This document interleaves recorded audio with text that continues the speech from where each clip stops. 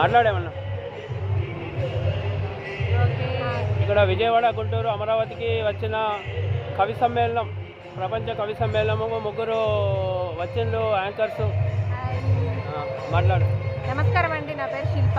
ఈరోజు అంటే ఇక్కడ జరుగుతున్న 3వ ప్రపంచ తెలుగు మహాసభలో మేము కూడా ఇక్కడ హోస్టింగ్ చేయడానికి వచ్చాం.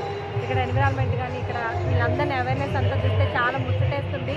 చాలామంది తెలుగు ఇంకా లేదు, తెలుగు అంతరించిపోతుంది అనుకుంటున్నారు, కానీ తెలుగు భాష నిజంగా అంటే చాలా బాగుందన్నమాట. ఇక్కడికి వస్తే పెద్దవాళ్ళు పిల్లలకి నేర్పించే సంస్కృతి సాంప్రదాయాల వల్ల మన తెలుగు భాష కూడా ఇంకా లేదు, జీవం ఉంది. ఇంకా తెలుగు భాష చాలా సంవత్సరాల వరకు ఇలానే హ్యాపీగా ఉంటుందని అయితే మాకు అనిపించింది. అందరం కూడా మన తెలుగు మదర్ టంగ్ అయినందుకు చాలా హ్యాపీగా ఫీల్ అవుతూ మనం కూడా తెలుగుని ప్రోత్సహిద్దాం. ప్రతిదీ చేసే పని కొంచెం ఇంగ్లీష్లో కాకుండా తెలుగులో మాట్లాడుకోవడం, మనం అయినా సరే, మన ఇంట్లో అయినా సరే ప్రాంతీయ భాష కాబట్టి తెలుగులో మాట్లాడుకుందాం. ఎలాగో స్టడీస్ ఇవన్నీ మనం ఇంగ్లీష్లో చేస్తున్నాం, జాబ్స్ చేయాలన్నా ఇంగ్లీష్లోనే చేస్తున్నాం, అది మనకి తప్పదు.